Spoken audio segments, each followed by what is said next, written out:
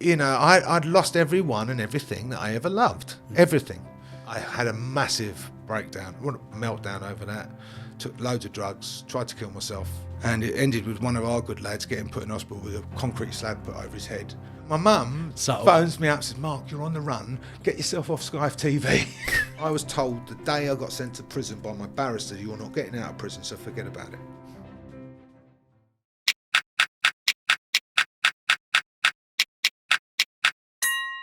Welcome, Mark. It's a pleasure to have you. Thank you for having me on. Mark, after doing my research, you've obviously got a very compelling story, which I'm actually looking forward to sharing with the viewers. Let's start it from where it all began. Okay. Well, there's actually the main thing, which is in 2000. Well, it's actually on the 11th of the 11th, 2011, at 11 a.m. For anyone who's into numerology out there, I got sent to prison for a crime I didn't commit, and that was the start of my journey. That was the start of my life completely changing forever. So on the surface of that, being found guilty of a crime that I didn't commit, naturally anyone's going to think, victim of injustice.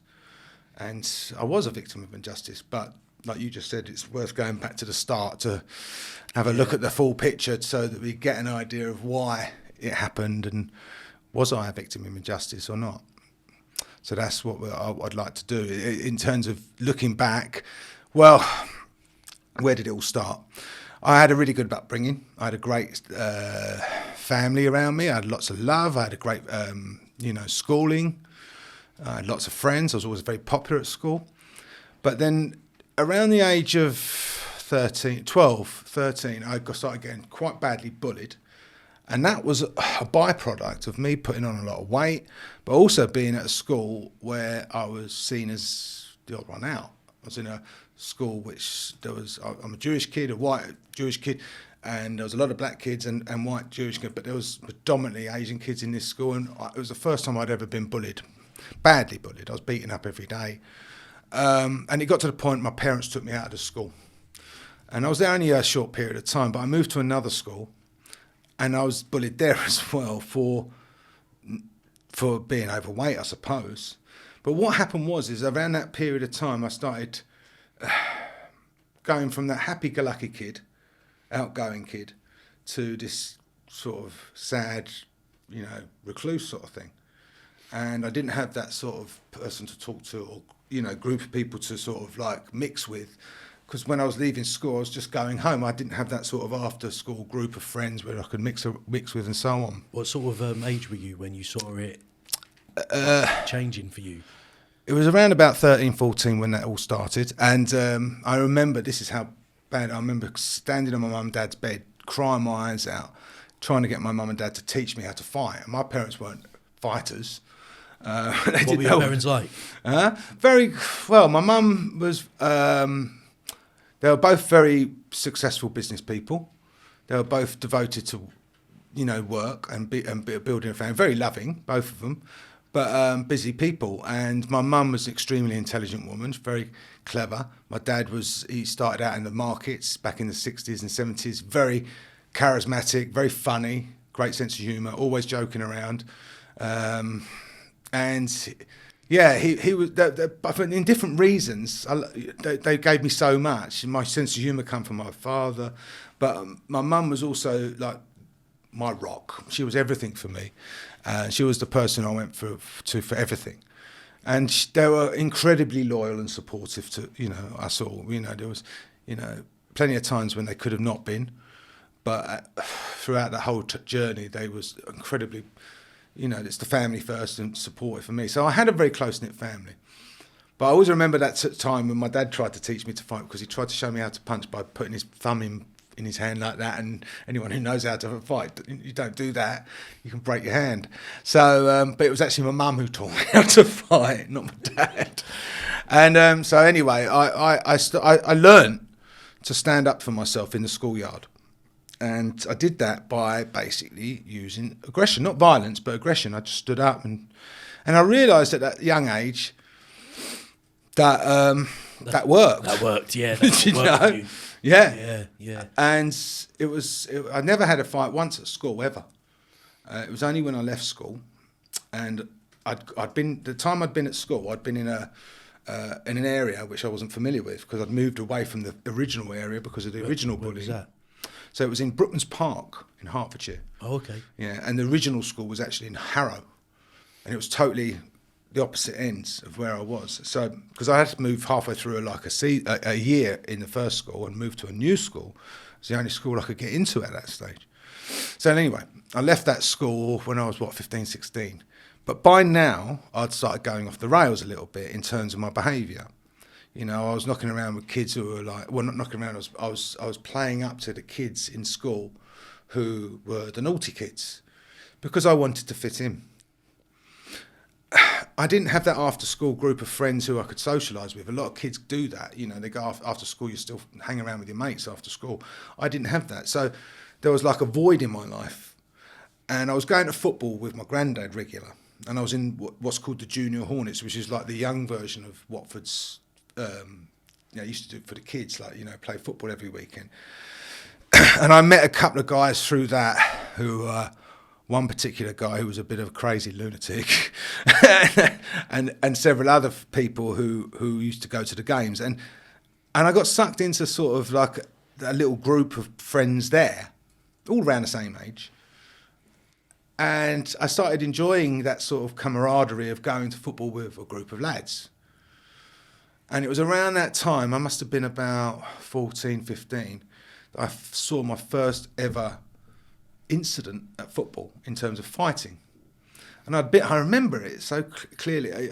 I was walking to the club shop after a game with a friend, who ironically I'd done a podcast with recently, but that's another story. But I was walking with this guy, he was only 14, and we saw all the police sirens and everything going past.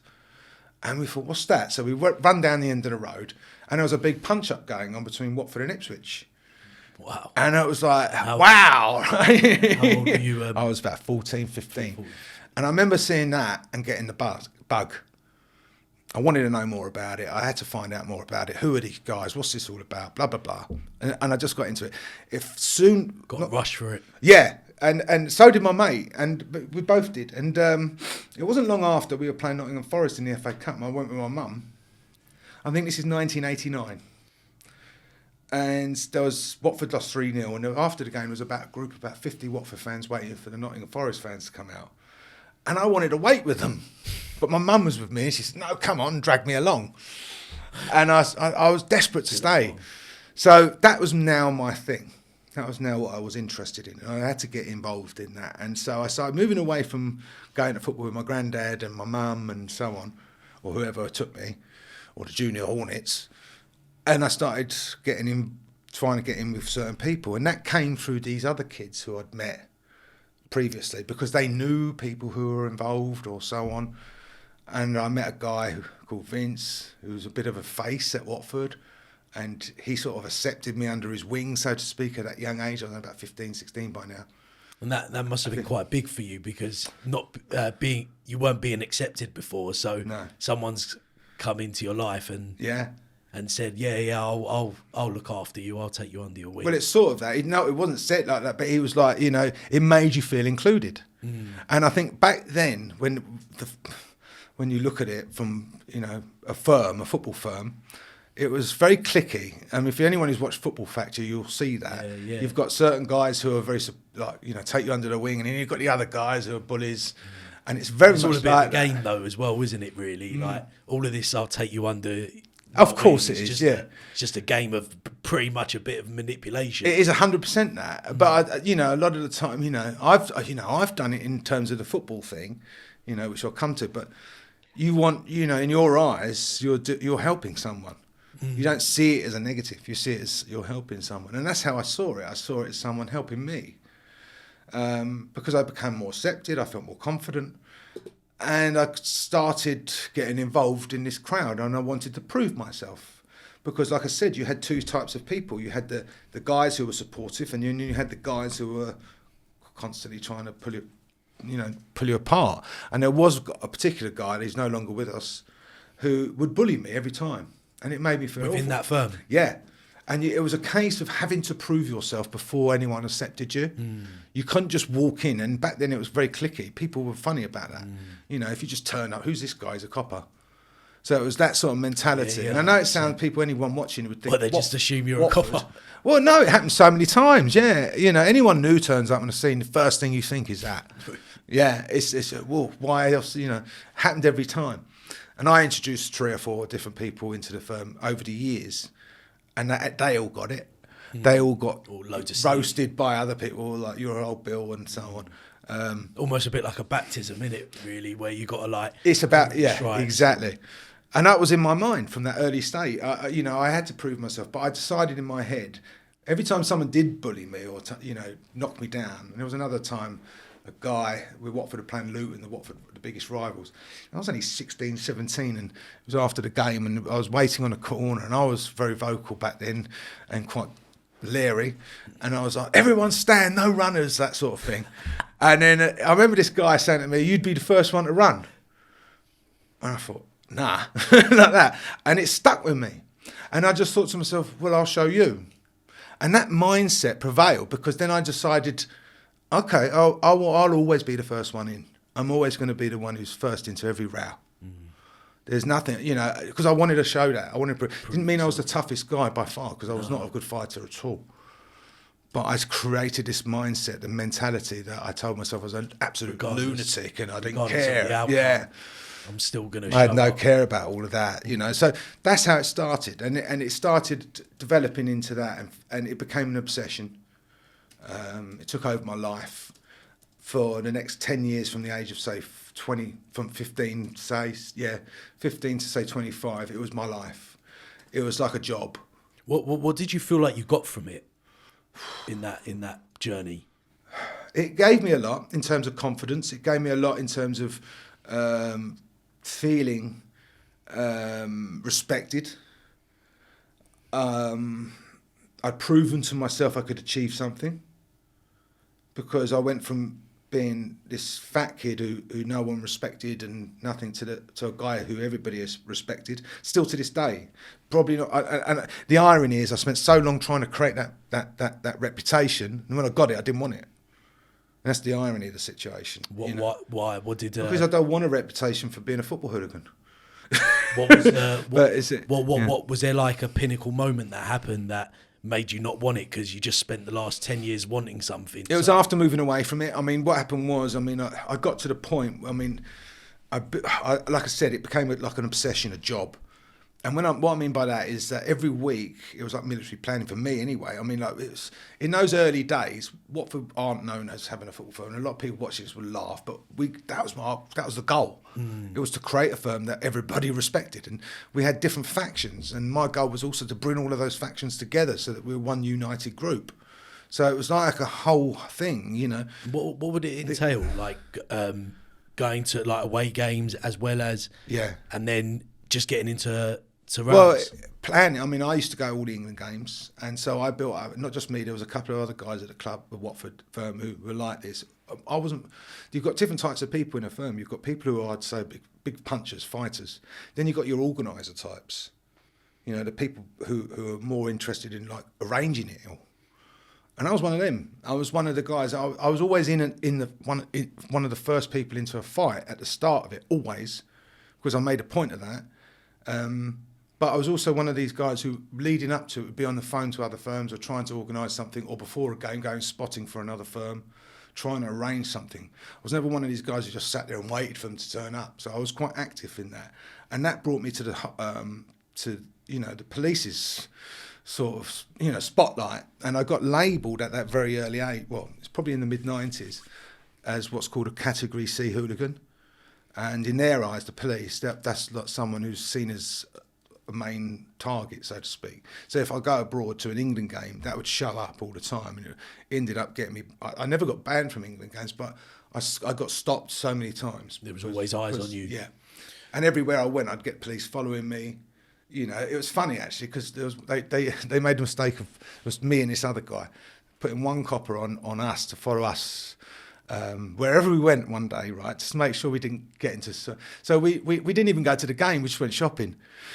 and took him around the shopping centre, and he had to follow us everywhere. So wasted his whole afternoon basically.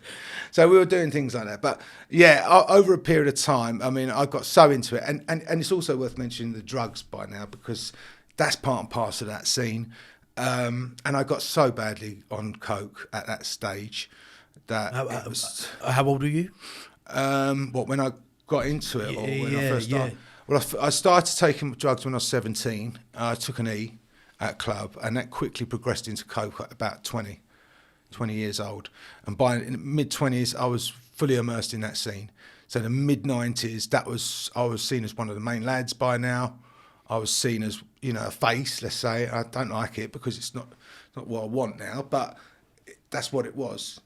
And so I became that character, and it wasn't who I am now at all. I wouldn't say I was a completely horrible person or anything, because obviously people like me still, but I could be really arrogant, cocky, and I wasn't very pleasant. And that's a lot to do with the drugs. It completely changed my character. But I did. I'd created this persona of who I thought I should be, like this cocky. And I'd walk into bars like I own the place and stuff like that. And it's not, looking back, it's embarrassing, but that's what it was. And so that sort of came to a head in 2002. It was actually on the back. We had a massive fight at Bristol City away. That was probably the last fight I actually properly had with the firm. That was an arranged row in Bristol, and it was probably the craziest thing I've ever experienced. It was like for 10 minutes, like a Wild West brawl in the middle of the street, organised, everything. And it ended with one of our good lads getting put in hospital with a concrete slab put over his head.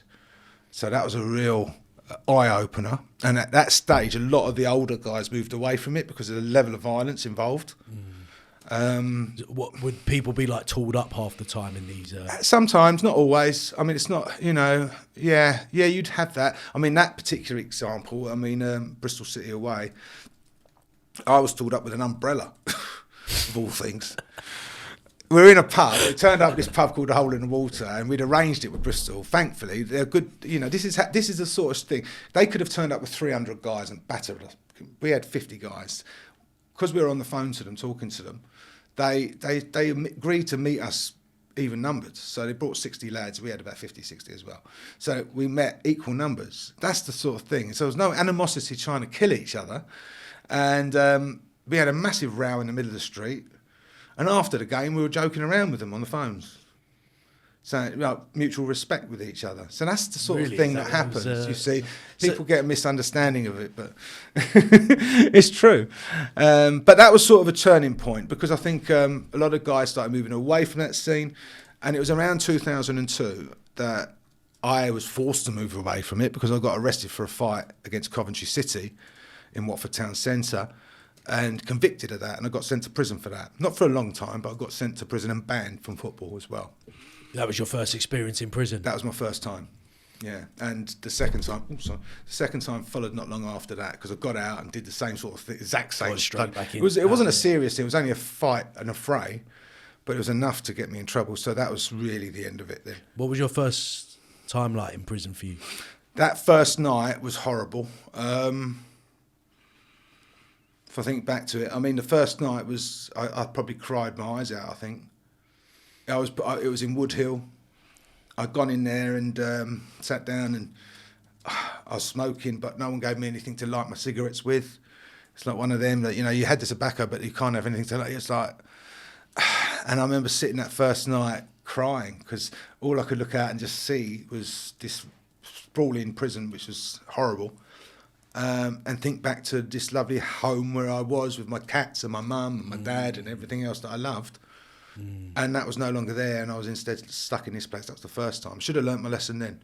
Yeah, it's surprising. I wish I hadn't, ain't it? Because the thing is, when it hits you like that, and then you've literally come straight back out, and then I thought I was something special. It's the same thing as like I created the persona, because, and this is one of the issues with kids these days, they create this image in their minds that, it's tough and who cool. they need to be. That prison is cool.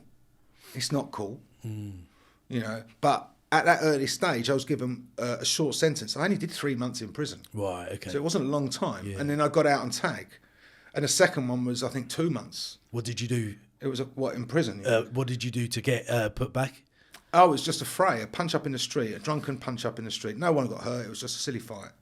But because I was involved in this crowd, there was 4 of us. I think 4 of us got sent to prison at the same time.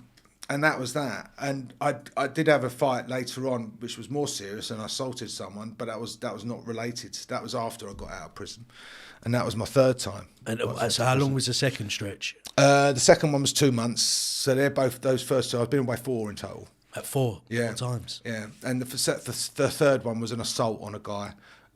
Again, I was off my head on coke, and it was, long story short, a guy stole my phone. I found out he stole it, and there was photos of my girlfriend on there. She was in the bar at the time screaming at me that because the photos were of her naked. We'd been on holiday to Ibiza, and she knew the people in the bar, and that triggered me, and I just lost it. The guy told me to F off. What, the guy that took your phone? Yeah, I approached him and asked him for the phone, and he turned around and told me F off. Again, it comes down to this belief that I'm something special. This, created this persona, thinking I'm some sort of tough guy, gangster, or whatever you want to call it. Convince yourself. Who are you to tell me to F off? Yeah. And then the guy, every time, I went back 3 times in total to ask him to speak to me, and the 3rd time he told me he was going to poke my eyes out, so I hit him with a bottle. And that was that. And that was probably the worst thing I've ever done in my life. Did you get your phone back? No. The next day, what happened was, I went on the run. I went on the run for 6 months. Did you? After Yeah, because I just panicked. I just didn't know what to do. I didn't want to lose my girlfriend. I was madly in love with my girlfriend at that time. Where'd you go? Where she said before, Whitechapel, to my granddad's place. This is so crazy. My grandmother had been taken ill the night before this incident happened, and she died the night it happened. I was waiting for a phone call from my mum and dad to let me know what was going on, even though I was out my nut in a bar. I was waiting for a phone call, and I was also knocking out at the time. You was what, sorry? Selling drugs. Oh, right. Selling pills. So your head's all over the So I was in a place. terrible place. Yeah. I literally just come back from my Ibiza after 7 days getting on it. So, I was in a terrible place mentally and emotionally. So, and this whole delusion that I'm some sort of tough guy was obviously there. So the trigger of having a guy turn around and tell me F off and then tell me he's going to poke my eyes out, and my girlfriend shouting at me going, you can't let that go, you know. Stress. I just reacted, and I hit the guy once, and it was the stupidest thing I ever did, and it was obviously hugely costly, and it obviously caused a lot of pain and harm for a heck of a lot of people, not least the guy and his family, and that obviously is something I've had to work on. But it's been hard. That, I mean, for many years I just blocked that out and put it out of my mind. I didn't want to have to deal with it, and so if I had dealt with that, maybe I wouldn't have ended up going through what I ended up going through later on. So this is why it's so important to notice that when we do these things, there's a belief underneath the surface that we need to work on, because if we don't, it will just come back, and it will come back, and it will resurface, and it will create problems throughout your life. Yeah, like Groundhog Day. 100%. Yeah, you just keep repeating history over and over again. And this is why it's so important to do that internal work and become aware of our beliefs, triggers and things, because we don't want that. I'm a prime example of that. So that completely ruined my life. I mean, that action that I took. It sent me into a spiral. I lost my job. My girlfriend stayed... Was this when you went on the run? This is when I went on the run. And it was when 7/7 bombings happened, funny enough, and I was literally in Whitechapel and Aldgate's down the road. And I went down there. There's always something funny in the middle of misery. I went down to the hospital to watch it, and I'm filming. I'm on it, and there's a Sky TV crew outside filming the guy talking about it, and I'm in the background going like that. I'm on the run. And my mum phones me up and says, Mark, you're on the run. Get yourself off Sky TV. And that's the sort of thing that I did. So it was crazy. How I got caught was a story as well. I mean, basically, let's get to that point first. Firstly, my girlfriend, she was the love of my life. And as much as we loved each other, we never fell out of love. This is the crazy thing. We didn't break up because we fell out of love. We broke up because it became impossible to stay together. And that's because the police were putting pressure on her brother to find out where I was. There was a lot of stuff going on. People wanted to get me done over because of what I'd done. So there was a lot of mess. And it was natural that it wasn't going to be sustainable, and she had to break free. So don't For her own sake obviously, as well. because of her background, she was from the area, and she did. So I don't, obviously, I don't blame her, but it led me having a bit of a breakdown mentally and emotionally before I went to prison. So I was actually pleased to go to prison in the end because it meant getting away from it. I was in the Old Bailey. I had to go to Old Bailey for my case. And the police wanted to get me done really badly. They were looking at 10 years and so on. They were trying to get me done. The reason I never got done that bad is because I got 4 years in the end and done 2, is because the guy who I had the fight with, or I assaulted, didn't tell the truth about the phone. And in the statement he told the police, he said that he didn't have the phone. In court, he admitted to having the phone. Right. So it was a contradiction. And there was also debate over how I attacked him, because he said that I attacked him for no reason from behind, when I said he was facing me and we were arguing when I attacked him. And it was proved that my version was the truth because of the angle. I'm left-handed. The angle of the actual blow was conducted. Right. So because of that, the judge ordered that the charge be lowered from Section 18, which is GBH with intent, to GBH with 20, Section 20, What does which that is just without the intent. So I've assaulted him, but I didn't intend to do the damage or hurt him in the way that it happened. Right. And the reason they did that is because of the contradictions Yeah. in his report. So it was proved that there was a lie there. There wasn't the fact that he did take the phone, and that's why I got a lesser sentence. And the police weren't obviously happy about that. Nor was his family and him, but understandably so. And I got 2 years. And then what happened was I went off to prison and had my breakdown. Good job. For the first year, it was like I just fell apart, yeah. And it was just like, I can't even remember that first year, to be honest with you, because I was in such a place that my head was gone. Yeah, it's just like, what was it like? Just a blur to you that period of time? I can't even remember it, yeah. And the second year wasn't too bad because I started picking myself up then. I started getting back into my own sort of way started being myself again, my true self. And I think when I came out of that, after that 2 years, I sort of, fresh start. It was like a new start for me on the surface. Again, I hadn't done the internal work. You just kind of went through your time over there, and you don't think you took much from it in prison? I thought I'd changed my life. I thought all that meant changing your life. I had no idea about psychology and my mindset and things like this. I just thought it was a case of just knocking around with different people and doing different things. It doesn't matter about changing anything within you. There's nothing wrong with you. I still didn't have any real remorse. I still didn't really see myself as to blame. I still blame the other guy for attacking me or saying what he said to me. So at that stage, I was still deflecting. It's a little bit of I don't know if it's a bit of an immature mindset, but the thing is, you obviously got provoked, and it's not about justifying what you did, but his angle was more about, look what he's, he hasn't done anything wrong. And I always look at that and think to myself, well, he was basically an instigator to... Yeah, triggered. And it's like, but... The ones that don't hold themselves accountable, they end up being the ones with the short straw in the end anyway. So no, you're right. Yeah, I always kind of struggle with that a little bit, where people kind of go on the offence or the defence and then act like they've done nothing wrong altogether. No, right. I agree with you. I mean, and that's why there's so much nuance that there's no black and white, right or wrong, good or bad. There's nuance. In any case, any situation, it doesn't matter what your story is or whatever. There's going to be other sides of the story and perspectives that we can look at, which all history as well. Exactly.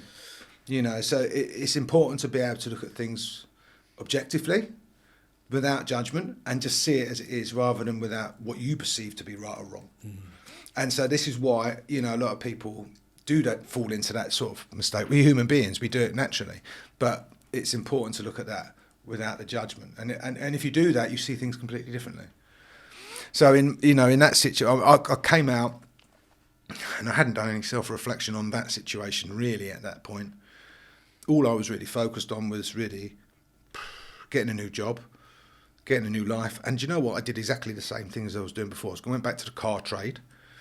I started going out, knocking out again, clubbing every weekend. Still pretty much went back to the I old went back to the lifestyle. same lifestyle. Did you? And so much so, and this is the craziest bit, even my mum said, the girlfriend who I got with, the first one was called, the one who was my love of my life, was called Katie, and she was born in 1983. She was a Leo.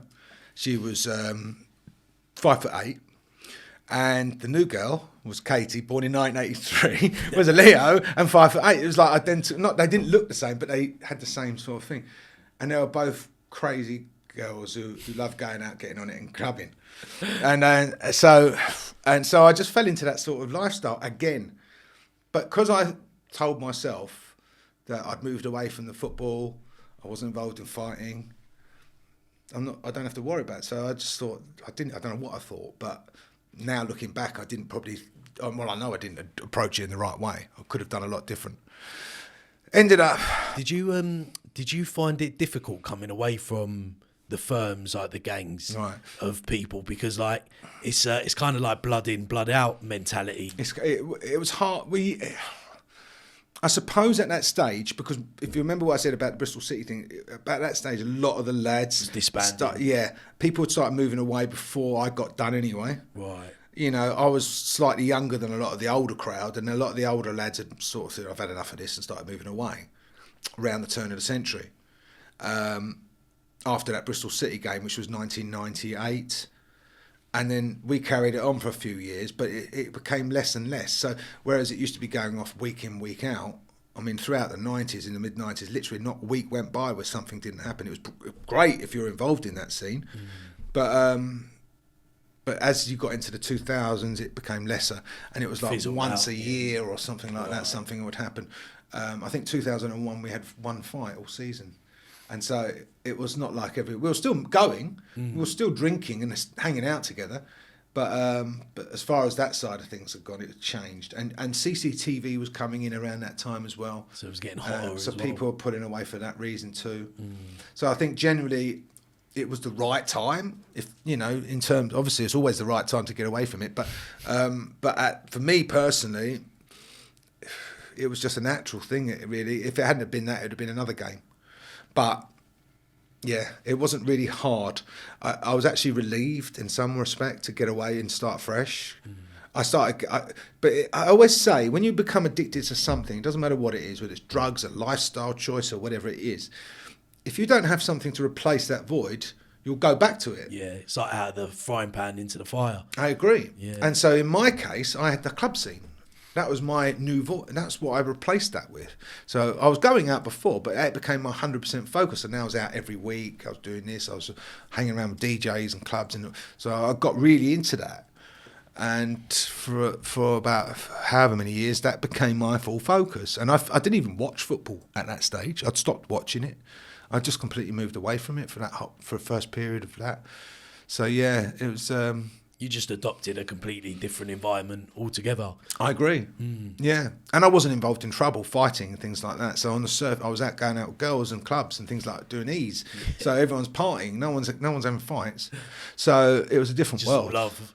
Love, and I loved that. That was always what I enjoyed, you know, because that's who I truly am. You know, were you still angry around that time? I wasn't really angry then. Weren't you? No. I mean, it was more about proving myself. There was no real anger in me. I don't think. Obviously, there must have been. There must have been stuff that. But what was there to prove around that time? Which time are you talking about? When I was in the football firm? When you were like, when you said you had something to prove, were you talking about like when you got into that club era? Or? Oh no, I was talking about when I was talking about football. I mean, when I was in the football, I wanted to prove myself as like the number one. I wanted to be like the main face in the firm, and that was my goal. So when you got into that clubbing scene, did you still have that aggression? Oh no, no, it was different. No, but I wasn't really like that. If you knew me on a day-to-day basis, if you didn't know me at football, you wouldn't know that. Right. I didn't go around angry. I was completely calm. I was always like I am now.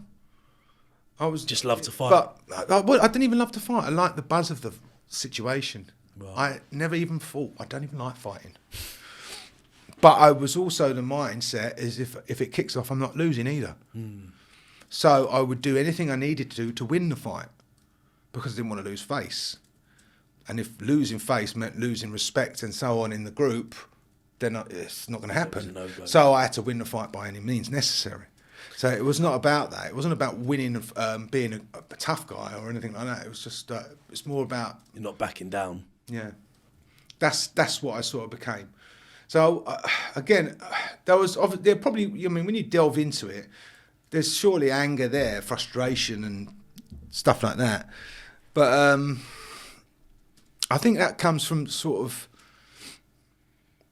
when I was younger, when I was getting bullied, and that anger from that sort of thing. Who do you think you are, sort of thing? I don't know. It's like a self defense mechanism, But exactly or a survival instinct that you had to adopt when you was younger. You kind of like, you inherited that, and then you've used that. Develop it. Yeah. And so it's like you said earlier, when I was getting bullied in the schoolyard, I realised that anger and aggression worked. Yeah. So I adopted So you used it. It wasn't natural to me. It wasn't something that I was never a bully. I was never the sort of guy who would start on someone for no reason. It was always within the confines of what we were doing. It's funny. I mean, I watch mafia documentaries, and it's not dissimilar sort of mentality. In the football hooligan world and that sort of world, it's exactly the same concept. They don't attack innocent people who are nothing to do with the scene. The people they're interested in are people who are in that scene. The casual scene is people have no idea about it really. They think it's just a load of thick skinheads going around beating people up, and it's not. It's about the clothes, it's about the fashion, it's about the music, it's about a lot of different things. And most of the guys doing it all earning good money in high-end jobs. So there's assumption they're all unemployed or something. They're not. It's the opposite. Lawyers, whoever. So it's a different world. Yeah. But it's not driven by anger. It's more about other things. So, yeah. I mean, that's... So moving away from that anyway, I mean, after I got out of that prison sentence where I did 2 years, I just started moving in different directions then, and I started going out. And for a period of time, life was good. I was doing all right. I was popular. I was enjoying. I probably looked the best and felt the best I ever felt in terms of physical health. So lots of things were going well for me, but it gradually got to a point where it snowballed in terms of the pressures that I was putting on the top of myself. And I was working for a company called Evans Housejaw, and basically I was their top salesman. I was there for working 12-hour days, 7 days a week, at the same time trying to see my girlfriend and family in between all of that. She was very high maintenance in terms of she wanted to be seen all the time. like most of them. She was very, very high maintenance. And so a constant arguing with her. And obviously we're still doing things we shouldn't be doing, drugs, coke, all the time, partying all the time. I used to go into work every weekend off my head. Actually, there's always a positive. I actually broke the company's record of selling the most cars in one day, 6 cars on a Sunday, when I was off my head on coke. So I used to go in there.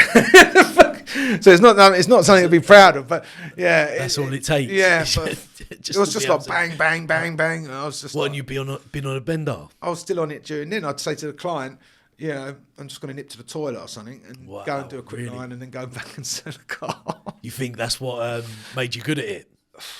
I was always good at selling, but I mean, but yeah, not so much that. But no, I think it cut the BS basically, because normally when I was with a client or talking to a customer, I'd be talking to them getting to know them and all of that. When you're on that, you just get to the point. You're like, Are you going to buy it or what? That's it, straight to the point. And it seemed to work that day. But obviously it's not going to work long term. And so eventually it came to a head, and it was at a work Christmas party. And at the work Christmas party, I was there.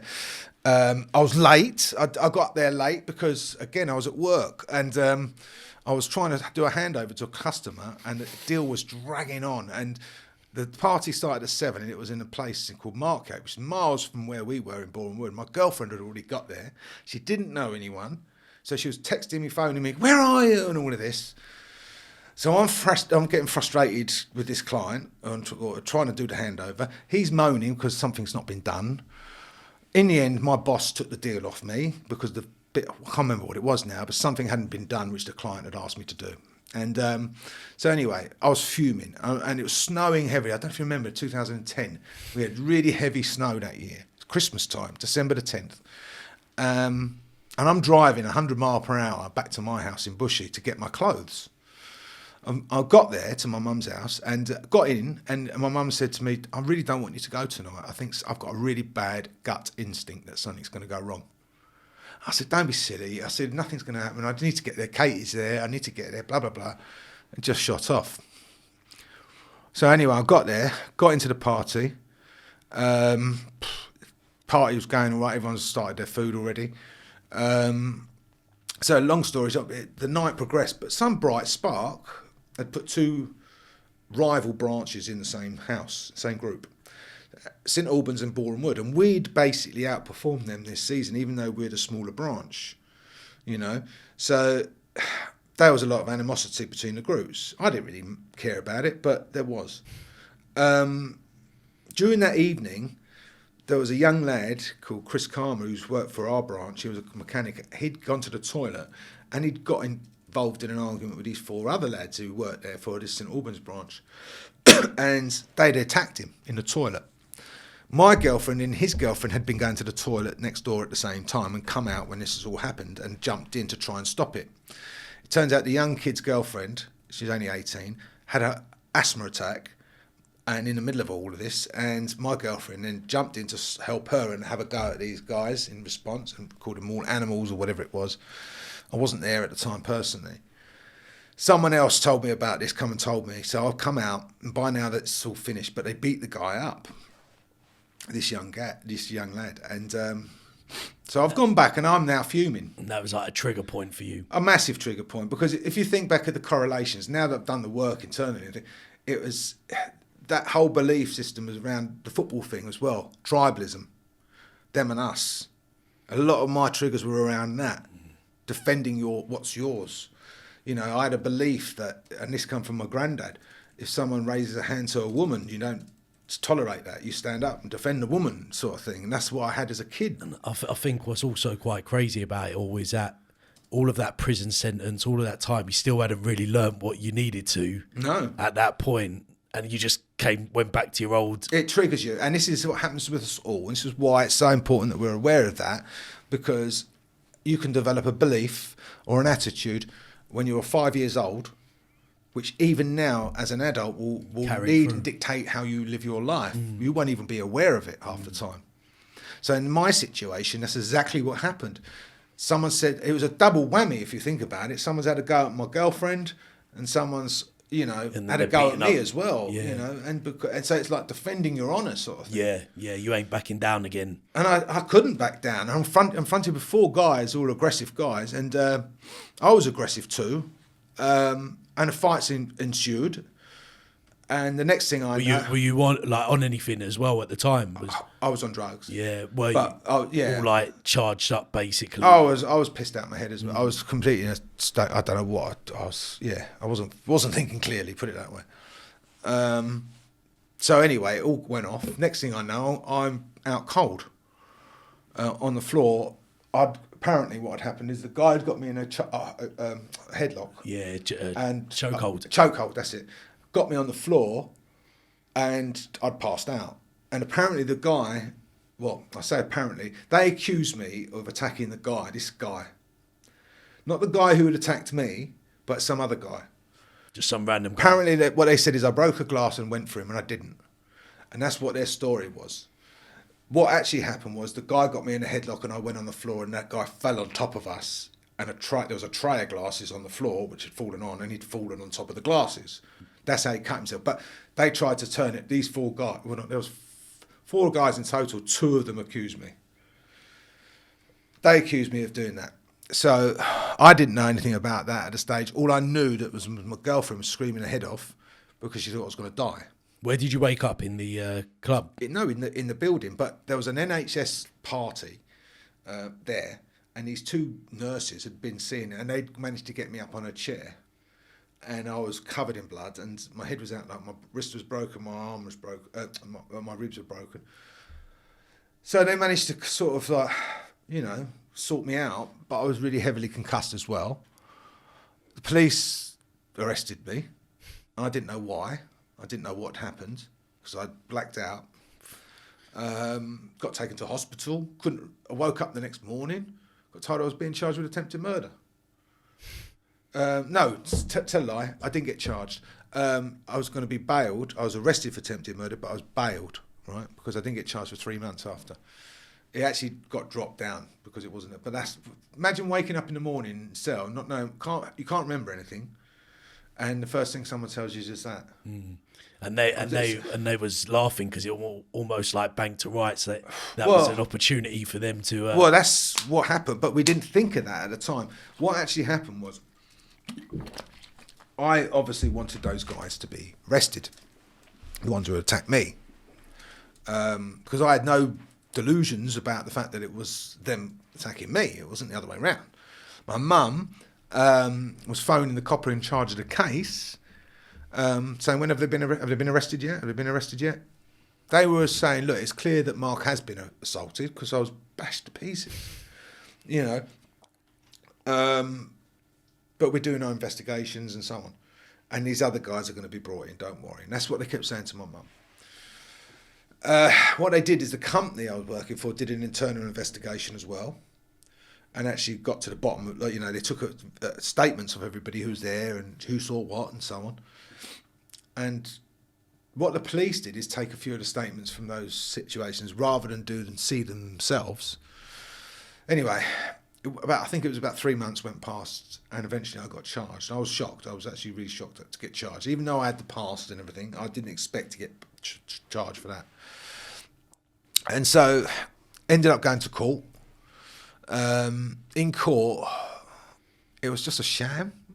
It's the only way everybody who watched it says the same thing. It was like a circus act. There was nothing there. There was no evidence.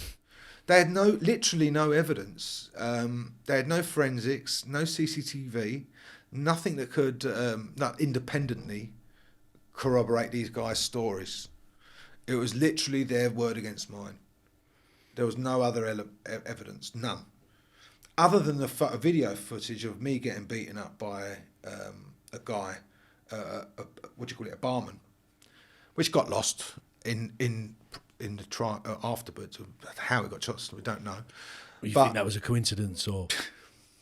No, I don't think it's a coincidence. I think it was done on purpose. But again, I'm not here to sort of judge who's right and wrong. It's a case of it happened, and that's that. What do you think they were trying to do, essentially? I know now. I mean, the fact that they had the same prosecutor they had before, you know, when I was in the Old Bailey, they had the same guy. Right. They brought the same bloke in. The officer in charge of the case has been suspended twice for cocaine use and was on his last chance to shut this case. They put up 3 independent. You know, I said that they did the investigation at their work. They put 3 independent statements in, which were not real. They were made up by the police because when my barrister asked the girl on trial, "Why did you say this in your statement?" She goes, "I never made a statement." He goes, "Well, you did because I've got it in my hands here." She goes, "No, I never made a statement. I refused to. I said I didn't want to go to court. So how come I've got a statement here?" "I don't know." When they looked at the statements, none of them were signed.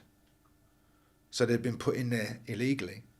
And 3 statements have been put into the bundle, and that's illegal. You have to have them signed, otherwise they're not inadmissible. Right, okay. They have to be. So we instantly called for the case to be thrown out. The judge said, "Look, what I'm going to do is tell the jury to disregard everything they've heard and just continue." And we were like, "What the hell?" And that's when I knew I was done. And basically to tell them to unhear everything they've just how's that possible? So anyway, the case was actually going really well up to that point. I had another barman guy come up and describe the main guy who was assaulting me. Meant to be describing me as the guy assaulting them, but he described to a T the other guy. Why did he? In terms of his clothing, not realising that he was describing the guy they didn't want him to describe. So it all went cockeyed in the way it all panned out. So even the jury were laughing at that. How long did all the court go on for? That was, how long was that? 3 days, I think. About 3 days. Roughly about that, I think. Yeah.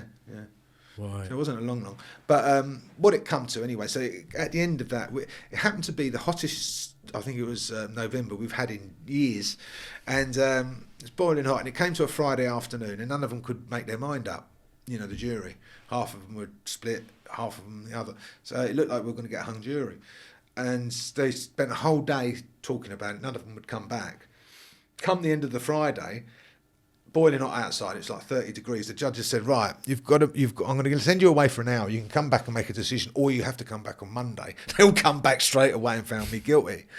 And, you know, because obviously they didn't want to come back on a Monday when it's nice and hot out. Yeah.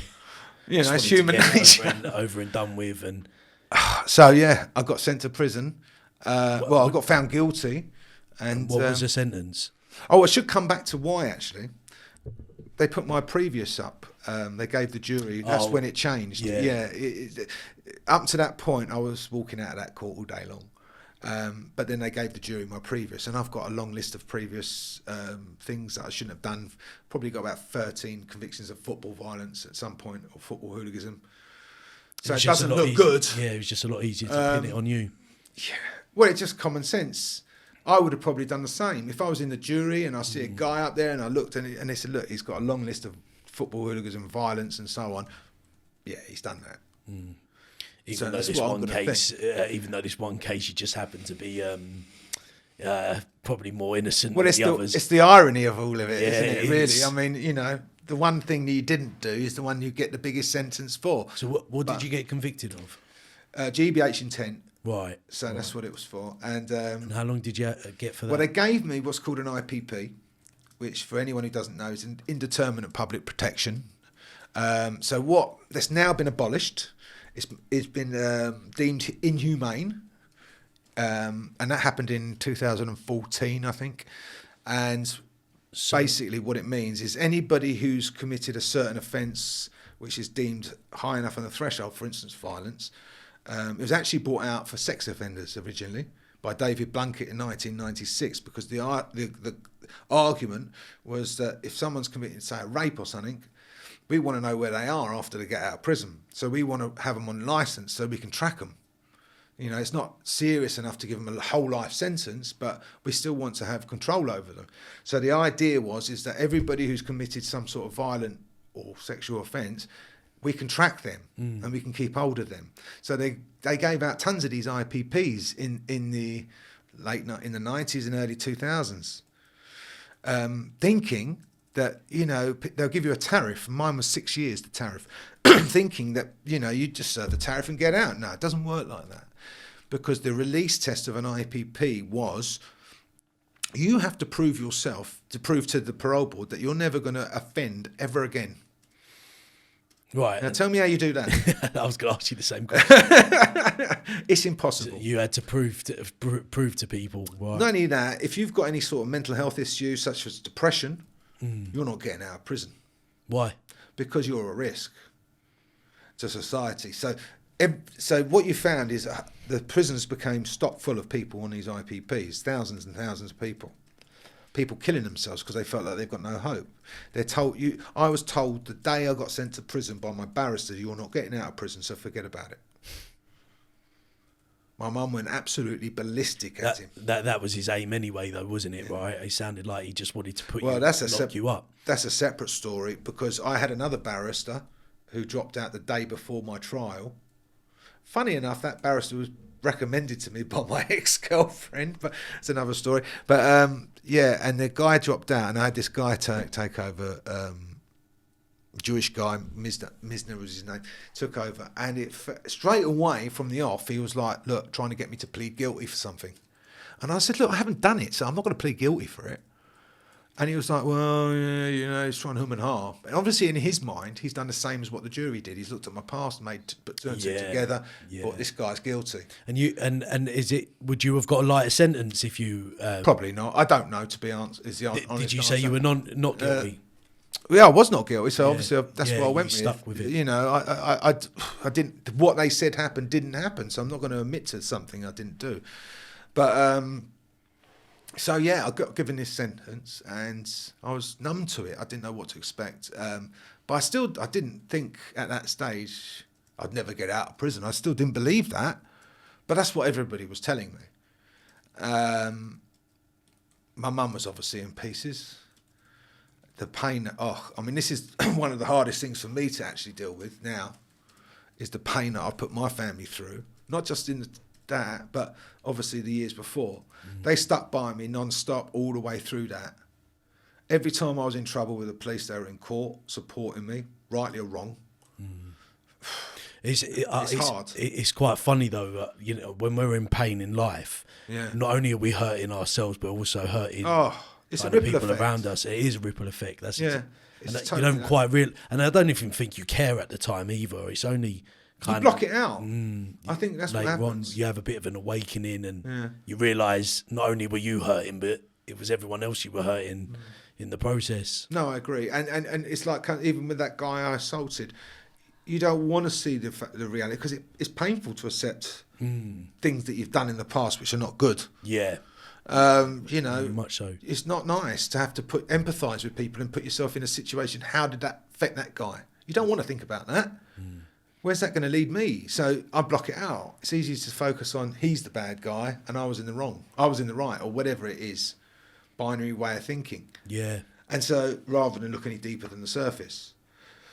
And that's what most of us do in life. We focus outward at things that piss us off and annoy us, and deflect our own crap onto other things or other people, generally. It's kind of living a bit of an unconscious life, really, where it's just you're in this kind of zone yourself where it's just about you and nobody else. Yeah. And then Did you know 98% of our lives we live unconsciously, driven on autopilot, whereas only 2% of the times we're consciously choosing our thoughts. Yeah. Really, that's and that gives you an insight into exactly how much we do that. Pretty much all of our lives are thinking about the past, the future, or some other sort of shit. It's that self-preservation as well, isn't it? It's preserve yourself over somebody else. It wasn't me, it was him, sort of thing. So I do understand it. It's hard. So what? So you ended up going to prison. Yeah. And how long did you get in the end? I got the 6 years for that time, and like I said, everybody was saying to me that you're never getting out of prison, you know. And I went to Bedford first of all, and I'd been to prison before, so prison never bothered me, it never scared me. By this stage, I was used to it now. And I got there, and I was fine. At first, I was fine because we were still fighting it, and I had people outside writing to MPs and things like that. I still didn't take responsibility for it. Yeah. I probably don't know if I did have hope at that stage that I was going to get it overturned, but my mum did, and so that kept them sort of going a little bit. But it was at that early stage where I recognised that I'm going to have to take responsibility for something here, because it's easy to again go through that whole chain of reaction, it's like blaming the world, blaming the police, blaming the courts, seeing myself as a victim of injustice. And just not taking any responsibility and just going through that sort of same old circle again and again and again. But it was at that point I thought, no. I have to look at within myself, because I'm here for a reason. This doesn't just keep happening. And it was at that point I started getting involved in certain courses. I started doing therapy, a brilliant program called Kanos in prison. In prison? Yeah. I did several programs and courses to deal with addiction and things like this. So I did a lot of work on addiction. I did a lot of work on all sorts of stuff. But it was at that point where I started looking beneath the surface and trying to find out where these beliefs that had triggered me to get involved in these situations had begun. I was always quite open-minded psychologically. Funny enough, even with the football hooliganism, in a psychological sense, I used to use the psychological element of that to win battles. So you saying I was a fighter? No, it was a psychological element. I used to get enjoy, outwitting people mentally, and arranging things. I used to psychologically win battles. Right. And so that's how I used to do it. So coming back to the prison thing, that's exactly what I was good at. I noticed that I was good psychologically. I always sort of knew, but now I'm starting to use it for the good. I'm starting doing things that are positive. I'm actually working backwards. It's like unraveling a ball of string with my belief system, going back to the start of where that belief started. Where did that start? How did it start? How is that affecting me now? How can I change it? Create a new one. So my new belief now is if someone was to attack me or say something to me like that, which would have triggered me in the past, where I used to react and say something in my head, you know, I have to react with aggression or violence. Now, if the same sort of thing happens, my go-to belief there is it's always more about that person than it is me. Don't take it personally. So that completely removes any sort of anger or frustration. If someone's nasty, straight away I'm not bothered because it's not me who's hurting, it's them. So I don't feel the need to respond or defend or react or anything like that.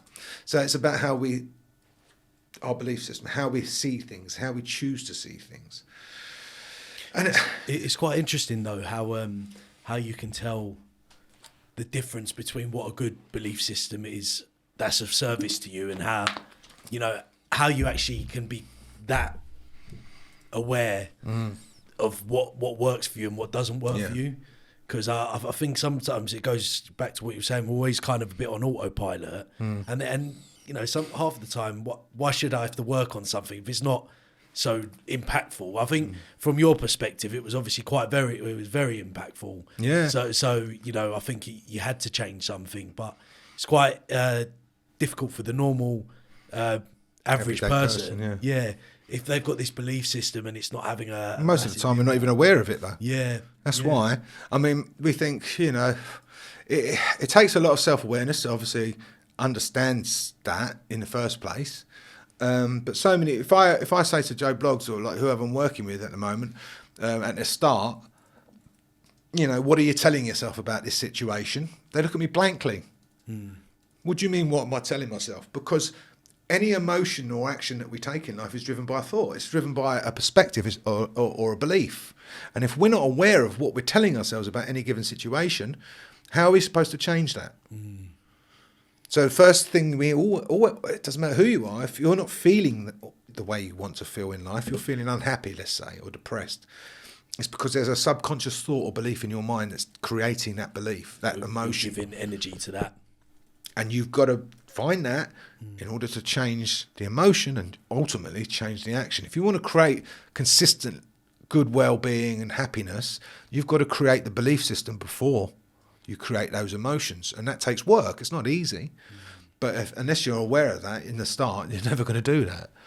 So you kind of started finding yourself in prison. I'd say so. Yeah. Is that so you this was an opportunity for you to start working on yourself, and you actually found prison actually as a positive opportunity? I never had a problem as far as prison's concerned.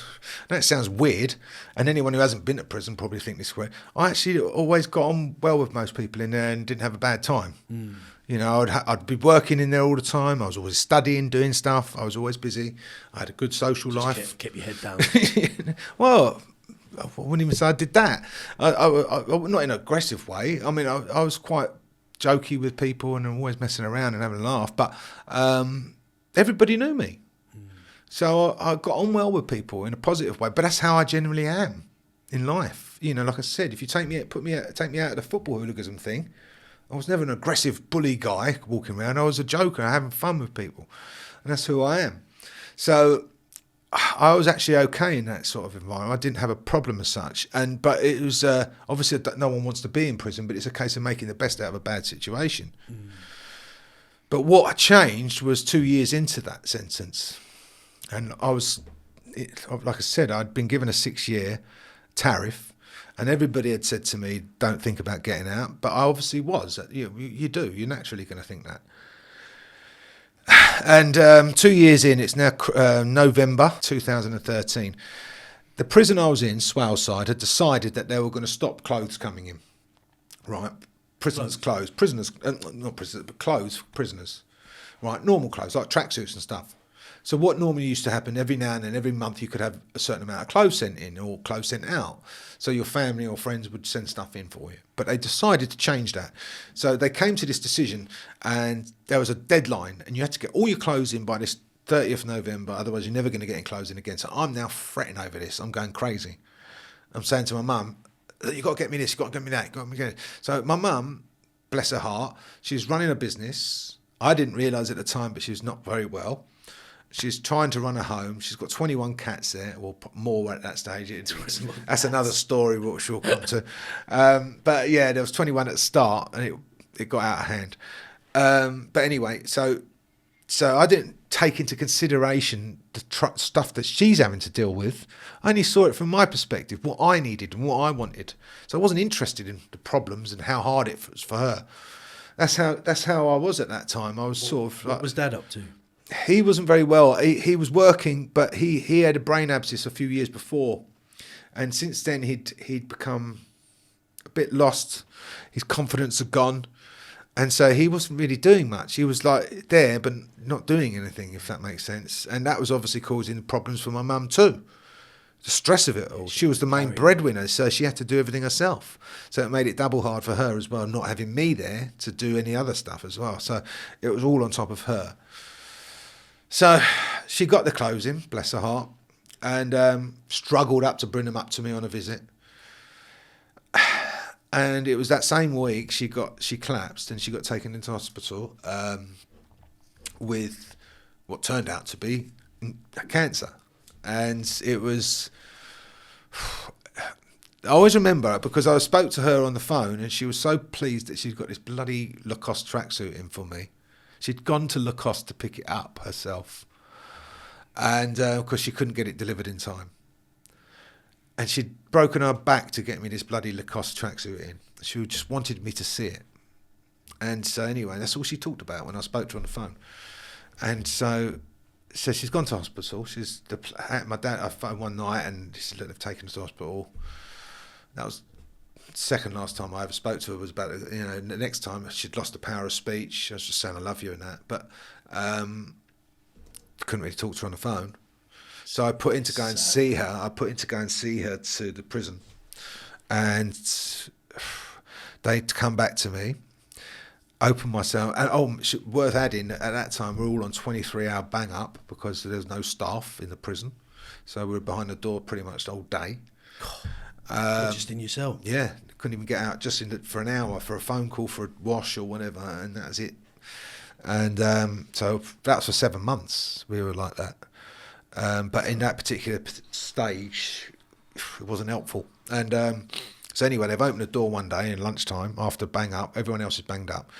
And they said, come on, get ready. We're taking you to see Mum. I said, okay. And he goes, but I've got to tell you, if you go and see her today, you can't go to the funeral. So I thought, what? I can't not go to the funeral. So I phoned my dad to see what he would say. And he said, look, I need you for the funeral, Mark. I can't do it on my own. And so I had to go to the funeral. I couldn't go and see my mum. So I had to say no. That would have been the last time. But in a way, I see everything happens for a reason. Did I really want to see her in a coma? The last time I ever saw her? Or do I want to remember her for who she was and that? So that's how I sort of dealt with that. But it's still hard. And obviously you have that belief that, she was waiting for you to come and say goodbye and all of that. Because I said I'm coming every time I'd phone her, like, even though I couldn't speak to her, she couldn't reply. I was saying, I'm on my way, I'm coming to see you and all of that. And, it's hard. And so anyway, I mean, so the next day, this is another crazy thing. I phoned my dad, expecting to hear bad news, because it was obviously any day now. He's in tears on the phone, my dad. Tipsy's died. I said, Tipsy? That's my cat. Tipsy wasn't ill. She was completely perfect health. She was my baby. She nothing wrong with her at all. I love that cat more than anything in the world, apart from my mum, obviously. And she died. She'd been just didn't wake up. I believe she died of a broken heart. My mum had gone, I'd gone, and she just gave up. But that just threw me because I just weren't prepared for that. I was obviously expecting my mum, not my cat. So anyway, I hung the phone up. There's screaming and shouting, and people were all around me in the prison. And I've gone back to the cell and just locked myself up. And the next day, same time, 10 in the morning, gone down there, phoned my dad. This time it is my mum. She'd gone. So, yeah, so I've got to say, in that wing, it was full of the nuttiest guys you'll ever meet, gangs and people. You had every sort of demographic you can imagine represented: travellers, Asians, blacks, whites, everything you can imagine. Everyone pulled together and everyone helped me. as one group. It was amazing how many people come to me to offer whatever they could offer. And to that day, I'll never forget that. I had the top traveller guy who run their like gang in there ironing my suit. Just to help me out. One hell of a service, isn't it? Yeah, he's like the main man, like, and he was saying, "Oh, give me a suit, I'll do it." No, he's like that. And Were you quite a broken man at this point? I wouldn't. No, I was having to hold it together. I couldn't break because I had to deal with the funeral, and this is the hardest thing. You know, it's easy to fall apart. Obviously, that's what you want to do, and believe me, obviously you cry. But even at that stage, I was more focused on trying to get things done in terms of survival mode. And I think I've got that in me. If something goes wrong in life, I go into survival mode. And so think clearly, think clarity. I don't have that overly emotional reaction where I go, oh no, the world's going to fall apart. I go into survival mode. And that's what I did in that situation. Because my dad wasn't well. And I had to sort the funeral out. I knew that. I had to arrange the funeral from prison. And that's no easy task, I can tell you. Especially when you're on a 23-hour bang-up. So thankfully the prison officers would let me out to do that. You know, they let me have phone calls and stuff. But it became, and we agreed that I would move closer to home, to the prison that was nearest to my dad, so that he could visit me. So after the funeral was sorted and done, I had to go to the funeral with cuffed up and everything, like, you know, with the officers. And I used to make jokes about them because to break the ice, you walk in where there's loads of other people there all looking, oh my God, there's a couple of... So I'd go over and I'd introduce him as my new fella. So I said, this is Dave, he's my new fella. To all the people, and that's me, I'm a joker. But that's I just like to break the ice sort of thing. But yeah, so I got moved to another prison, which was the Mount in Hertfordshire, which is near me. And I was there... My mum died on the 21st of December 2013. Exactly 3 months later, my dad died while I was on the phone to him from a cardiac arrest. Did he? As I was chatting to him. You was on the phone to him? I was actually talking to him on the phone at 11 o'clock in the morning on a Saturday. Can you remember the conversation? He couldn't talk. Oh, you don't want to know this conversation. Basically, I phoned him. I got to laugh because it's just crazy. I said to him, he was like, Mark, I'm dying, I can't speak. He couldn't barely speak. I said, you can't die, who's going to feed the cats? Fucking hell. What thing to say? But I didn't think. And then the phone went dead. And that was the last thing I ever said to my dad. You obviously assumed he was joking. I just didn't think, I don't know what I think. No, to be honest with you, I just didn't take it serious that he was dying. I don't know what I thought. But that's what I said. But you say strange things in strange situations. But yeah, that's what I did say. And I got banged up. I knew straight away that he died. It was an instinct. And I phoned my ex-girlfriend, not the one who broke my heart, but my first ever girlfriend who I was still friends with, and said, look, get round to my mum's or dad's. I think he's died. And she had it was on her answer phone. And in that time, my girlfriend got round. My aunt had gone round there as well. They got the police to kick the door in and found him dead on the floor. Did they? Yes, that's sad. That was awful. And so back to square one again. I mean, I'm having to arrange another funeral from prison. I had no money, I had no help in that area sort of thing. So I just had to go into survival mode again and you just coped? It's hard to say, really. I mean, yes, I coped, but I mean, obviously, it's how do you cope?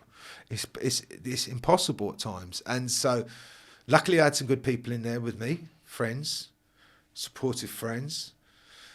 I came close to going off the rails at one point, but actually stayed on. I hadn't touched drugs or anything in that time.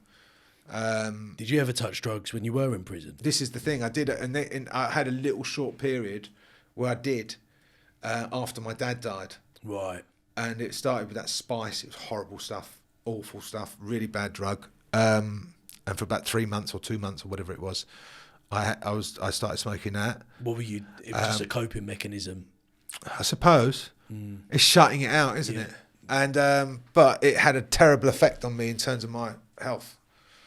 because it plays havoc with your respiratory system. Right. So, So you can't breathe, and it's a horrible experience when you're on it. It's really bad, and you feel like you're going to die and have a heart attack and everything, and it's not good. And that probably led to what happened later on, because when I was at, it was actually 10 months after my mum had died now. In that 10 months, and my granddad died as well. He was 97. He died 4 months after my dad. And then what happened was, after that 10 months, I got moved to a new wing, which was an open wing. In the prison, anyone who knows prison, open wings, you've got more flexibility. Yeah. You can come and go, you've got key to your door, you can cook food, that sort of thing. So I was doing that. And I phoned this friend, Lucy, of mine, to tell her, oh, good news, I've been moved over to this new wing, you know. And she said the same. She goes, I've got some news for you too. I was like, here we go again.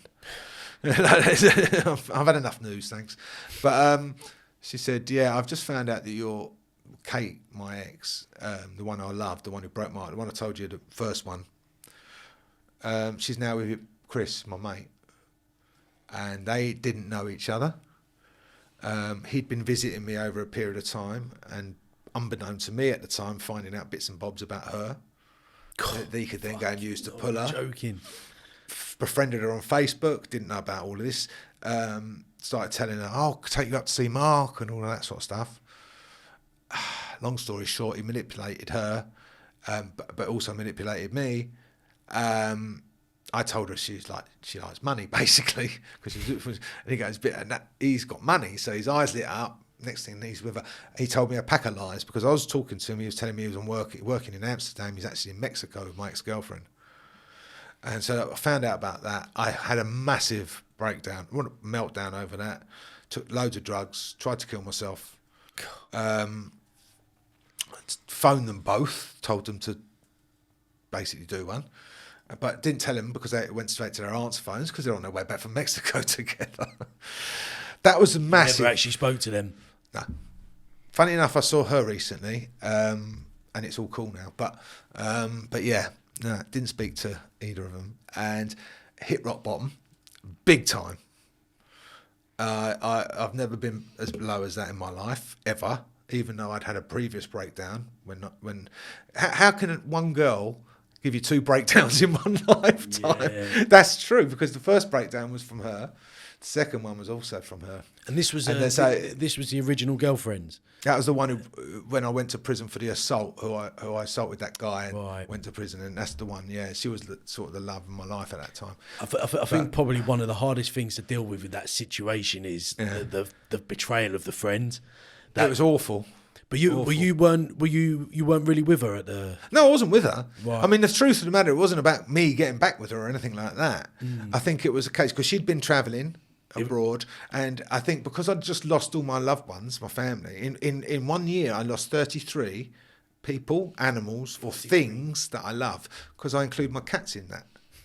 So my cats were like siblings to me. So I will always include them as losses, because they were, because I loved them. So it's like anything. So, you know, I'd lost everyone and everything that I ever loved, everything. She was the only person on the planet who I still had any real love for, in terms of a bond, a connection, you know. And it was never about us getting back together. I had no inclination whatsoever for that. It was about friendship, bond. You know, I was hoping that she'd come and be a friend, and that was what it was. So she came back from Australia traveling. She visited me once, told me that she was going to be up every week supporting me, but she had no money. So I gave her $5,000. She bought a car to come and visit me. Never saw her again. And 5 weeks had passed, and I think no, it was longer than that. 5 months. And nothing happened. And so I mean, it's I found out after that 5 months why she wasn't visiting me, basically, and it hadn't happened that quick, but it happened over a period of time with him manipulating me and then her and so on. And eventually I found out, you know, that's why, you know. And that was your last bit of glimmer of hope, or like a bit of light in your life. It felt like I had no one left. It felt like that, and literally nothing and no one left in my life. And you know, obviously I did. I mean, this is the irony. I was looking at it from that certain perspective. Yeah. But the truth of the matter is, I had lots of people who still loved me and cared about me in my life. It's just I was like focusing on that one thing or that one person. But it's You know, very easy but it's- it was yeah. very easy to fall trap to that, wasn't it? A lot of your family had passed away. Of course, yeah. So Yeah. it was very easy to kind of like feel like you didn't have anyone, especially while you're in prison as well. You know? It's horrible, and there's no way of really sugarcoating it. I mean, I wouldn't want anyone to go through that. And like I said, I was extremely lucky to have some really good people around me in that prison, friends who will always be mates forever. Some of them actually lost contact with, but those people, I'm a firm believer. People come into your lives for different reasons and different times, and some of these people were like angels, saints. They guided me through difficult periods. Had they not been there, I don't think I'd got through it. So at that moment, when I had that breakdown, the next day I was in a terrible place. I was in a terrible state, mentally, emotionally, physically. But I made a choice. I made a conscious choice at that moment. I didn't want to be a victim anymore. And it was similar to when I went to prison. I didn't want to be the victim. I didn't want to be the victim of injustice. I wanted to take responsibility for that so that I wasn't the victim. Same in this situation. I didn't want to be the victim here. I wanted to take responsibility for myself. So that meant stop thinking about getting out of prison. Stop thinking about all that's gone wrong in my life. Stop thinking about all the losses and the pain and the hurt and all the other shit that's gone on. And focus more on what I can do right now. Not tomorrow, not next week, but now, to make my life better in this moment. And that's what I started doing. So I started getting up, get my head up and go to work. That's the first thing. Then you go to the gym, and then you come back and you clean your room and do all this sort of stuff. And then bit by bit, over a period of time, I start studying. I start doing a psychology degree. I start working in the prison education department, mentoring kids. You know, it's a powerful insight to have at that point in time, like to realise like you're kind of like a master of your own destiny. And like you can take control of your own life if you actually want to. It's 100%. Yeah. It's quite interesting though how a lot of pain takes you to a place like that. It's a make or break sort of thing, isn't it? Yeah. I think when you hit rock bottom, that's the start of something new. And it often happens where we think everything's just going to fall apart and the world's ending and everything couldn't get any worse than it possibly can. And then something changes. But that's that survival instinct in you that you spoke about before, isn't it? I think a lot of us have got it in us. I think all humans have. Yeah. I mean, I work with people now who are in that sort of situation where they're either hitting rock bottom or they have hit rock bottom, and then now they're in that process of like waking up again. You know, coming through that, seeing what because resilience. Determination, all these strong things, wonderful things that we like, confidence, fearlessness, they come from adversity. Because when you've been through stuff like this, it doesn't matter my story, your story, anyone's story, it's the same. When you've been through any sort of challenge, trauma, adversity, you can go down to you can see what you're capable of coping with and dealing with. And when you know that you can cope with the worst things life can throw at you, there's not much else that you can, scare you about. Yeah. So even if the world fell apart next week, I know I can cope with it because I've coped with worse. Well, not worse, but the world version. Exactly. You know what I mean. But so it's about how we think about it. But if I'm fearing things going wrong, if I'm worrying about what's going to happen next week, then I'm creating a mindset where I'm telling myself I'm not going to be able to cope with that if it goes wrong. But I know I can. So I don't worry. I don't think you ever really know though until it actually happens. Anyway, like you can try and either put on a strong face before, or you can be scared as hell before. But the reality is once it happens, that's when you really find out. Yeah, but how many challenges or difficulties in your life have you not coped with up to now? Yeah. That's the question. Cope with them all one way or another. Exactly. And it doesn't matter if it's something really severe or if it's just a breakup relationship or something like that. Look at the amount of guys there who lose their legs in wars and things like this. Who of course it's not easy. Adversity isn't easy. It's hard. That's why it's hard. That's why we develop these great strengths from going through that. But when you do recognise that and use those skills to move you forward, it becomes a blessing. Yeah, I believe that as well. I when I went through one of my adversity challenges, I almost looked back at it and thought, yeah, that was a blessing that happened. Yeah. Not during it, obviously. No. But it's almost like an opportunity for growth. 100%. And that's exactly how I see life. I mean, life is not here to be lovely and happy and everything's lovely and sweet, as much as we'd love that. It's here to help us grow. Everything that happens is a lesson. And it's how we navigate through those lessons and use those lessons and take what's given to us from those lessons to move us forward. It's how we progress in life. You can keep going around like I did. You can make the same mistakes over and over again. Like when I was a kid, I was in and out of trouble with the police and things like that. I never learned to change my beliefs and attitudes. I kept thinking it was not my fault, it's someone else's fault. I blamed other things. It's only when I went within and started saying, actually, it's not someone else's fault, it's my fault, and I need to change. Well, I found in life that the most control you have is within yourself, not other people, not exterior things. Like I feel like the more accountable you are, the more control you have of yourself. 100%. Of your environment, your people, whatever it is. So I think there's a lot to be said about looking within. I think what happens is that a lot of people just fall victim to blaming the external. It's easy to do. It's easy to do, but then there's the short term versus the long term. Yeah. So the short term gain for the long term pain in that situation. Exactly. Looking within is the complete reverse, where it's kind of short term pain, but then long term. Well, it depends again on how you perceive it. I mean, it can be painful, but it can also be the opposite. You know, it's not an easy process to. This is why most of us don't do it, because we want quick results in life. Yeah, we don't want to have to spend years doing therapy or using a coach or working on myself or whatever it is that you do. You don't want to do it, and this is why it only tends to happen when we hit rock bottom or we find ourselves in situations where we can't move forward and we need to go and find that help. How many times have I heard it? I've got people I work with who are cocaine addicts, and they tell themselves over and over again, I have to, I should do, I need to.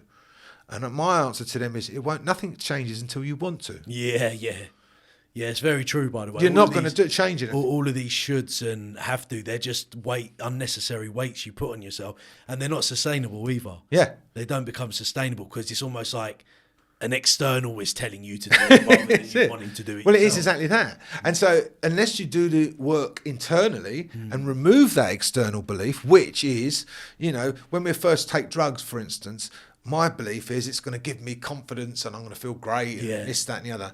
So that belief is still there in your mind somewhere. It's in the and again, every time you go into a pub and someone offers you a line or something like that, you're going to think, I'm going to feel confident, I'm going to feel this, I'm going to feel that. It's nostalgic. It could be nostalgic. Could be. Some people want to use it as a way to hurt themselves, like almost a bit of way to numb themselves as well. It's all different reasons. Yeah, all different. Yeah. So, but it comes back to that belief. I mean, we create, and unless we change it, we're never going to change the habit either.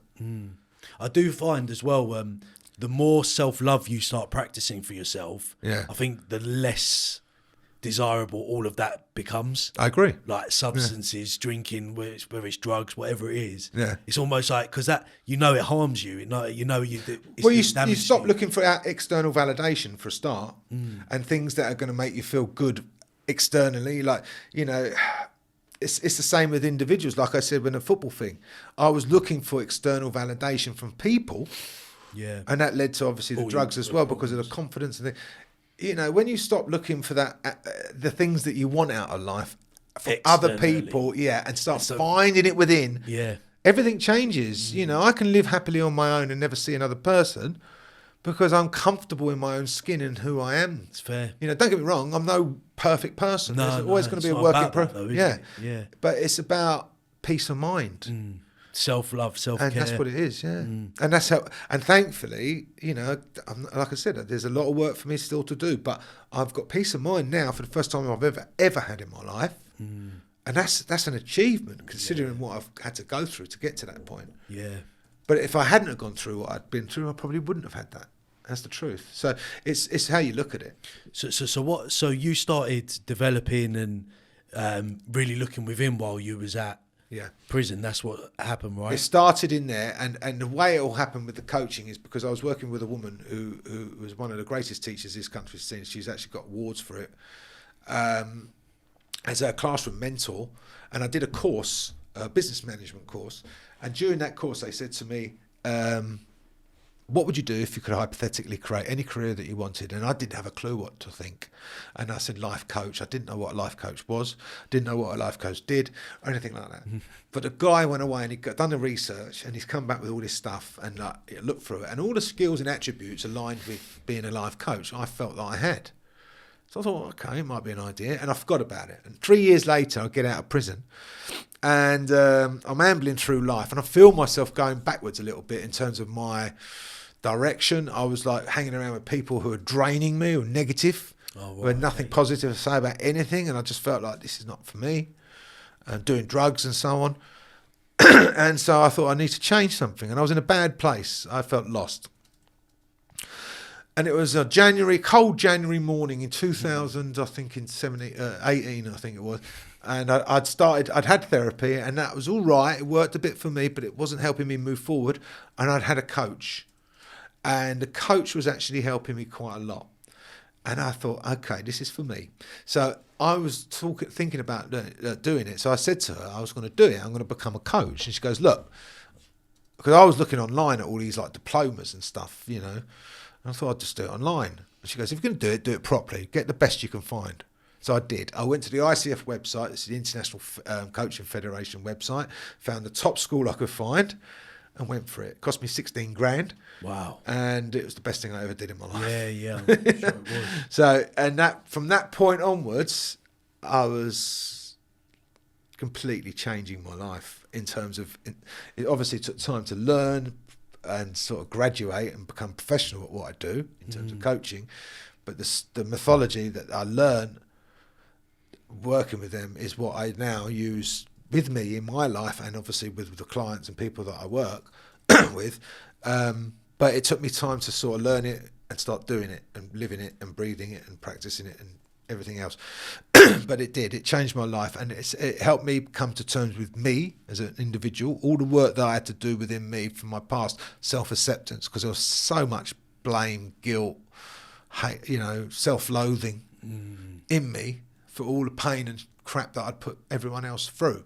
And that was the hardest thing. It took a lot of work to really get to the point where I was at peace with myself again. How did you how did you get through that? It was actually about 2-3 years ago now.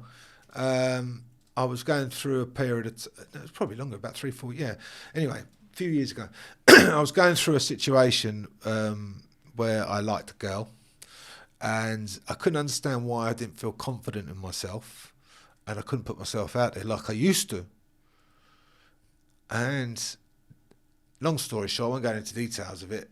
The girl didn't turn out to happen, and I had a bit of a meltdown, not a breakdown, but a meltdown emotionally, and everything came out. Everything that I'd blocked away or stored up through that whole period of being in prison and everything else, it was like for 3 or 4 days I couldn't move. I was crying like a baby. It was just like everything came out. It was like, I don't know how to explain it. It was just like a moment, it was like the cork came off the bottle. And for that week or however long it was, I was a mess. But it opened up the door to a whole new way of, seeing things, I suppose. Because once I could feel again. And the emotions before that had been blocked. I'd been blocked. You were just bottling it all up. Yeah, I'd been having Reiki and stuff to try and unblock myself and stuff like that. But I'd blocked myself from burying so much emotion during that whole period of not just in prison, but before that probably. And I'd buried so much emotion during that period of time that it had to come out. And it wasn't coming out through the old ways like drugs and violence and things like that. So it had to come out another way. And so it did. And I was doing the work, but that was the change, because once I did that, I started looking more at the beliefs again and going into why I felt the way I was, and looking at things specifically like guilt, blame, and accepting it. And because acceptance... What do you mean? Acceptance doesn't mean labelling. It doesn't mean saying... Blaming. Yeah, judging. For instance, behaviours that I did, hitting that guy with the bottle, the hurt I've caused my mum. You can list a whole load of things, but but lots of different things that I've done in my time where I've obviously done wrong and not taken, you know, internally not taking that responsibility or dealt with it in a way that's constructive rather than blaming elsewhere or something like that. Because every time we do that, we hurt ourselves. We don't hurt anyone else. We hurt ourselves by not taking that responsibility. You've got to let that out. You've got to deal with that. And if you don't deal with that, you'll just make yourself worse. And what you'll do is just go around in cycles and do the same thing again. Forget about those painful thoughts and beliefs and go and take more drugs and go and have a fight or do whatever you're going to do. So you've got to face these horrible demons to get rid of them. And your view is it starts with accepting it.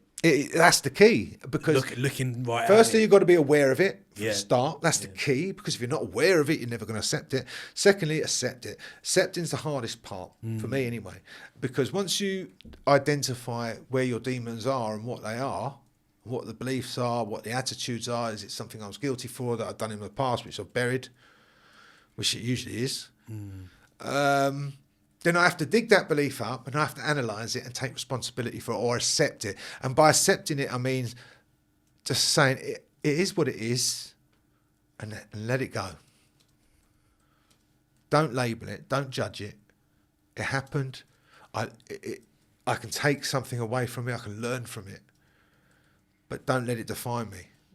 And so just move on from that now.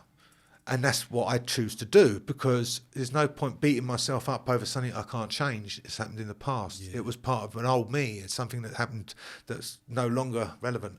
So I have to move on from that. I think the fear in seeing these things a lot of the time is that blame. There's a little bit of blame attachment there where you actually are emotionally connected to it, where something happens in your past, and rather than accepting it like you put it, that you almost get connected to a blame.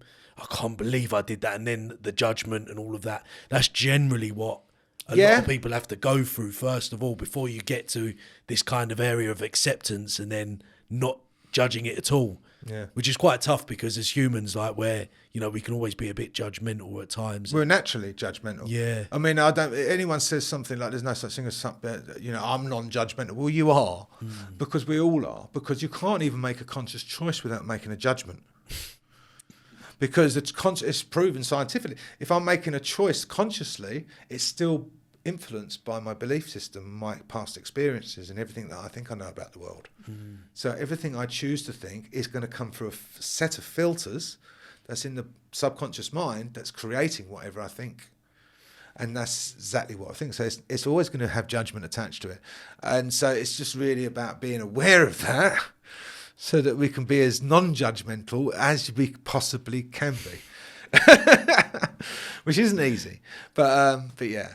But it's certainly no easy process, and I think this is the thing. I think this is why a lot of guys specifically avoid it, is because we don't like doing hard work or things that are going to cause problems, you know, make us feel definitely, especially something that might be a bit emotionally distressing at times. You know, that's why it's a lot easier just to bottle these things up and push them down than it is to avoid. Yeah, bring it to the. Yeah, I have it regular where, you know, so many people want to do it. They recognise they need to do it in terms of their mental and emotional well-being. You know, in order to live the life that we truly want, we want to be happy. If I'm not living the life that I choose, then I have to do something about that. But let's not kid ourselves. That's going to take work. It's going to take hard work. Yeah, and you've got to be open to do that from the first start and take that first step, because once you do take that first step, it's like coming out of your comfort zone. It's like we stay in our comfort zone scared of what's going to happen on the other side. It's fear. Fear keeps us stood still. And if we move past that, we take that, we get confidence, we get fearlessness. So you suddenly feel good about yourself and you feel confident. And that opens up more doors. And then before you know it, you're off and running. And that's the thing. It's that first step that's the hardest one. I think when it comes to developing yourself and growing, I think you have to keep doing those little things that stack up, that make you confident, and you kind of like, it's just that confidence. It's that kind of proving to yourself day by day, just that little bit, that 1%ers. It's not like the whole 100% I've got to change tomorrow. It's about just that little thing every day that contributes to that confidence. I agree. That helps you feel competent in what you're actually trying to do. Yeah. Otherwise, you can make yourself confident in becoming incompetent, That's it, yeah. which is a worry for people at times that I've let myself down again, I've done this again, and sooner or later You go in a vicious circle. you go into a vicious circle. Yeah. No, you're right, and it's about having a structure there. You know, having that sort of daily structure, you know, where we can fall back on if things aren't going the way we want them to, or we have off days with human beings. Yeah. So it's normal to do it. I always say the same thing to everybody: if you fall off the horse, just get back on it. Yeah, don't keep judging yourself on your past mistakes all the time. Yeah, It's- and especially if you're trying to come off addiction. I mean, this is another thing. I mean, you know, especially with myself, but so many other people I've worked with,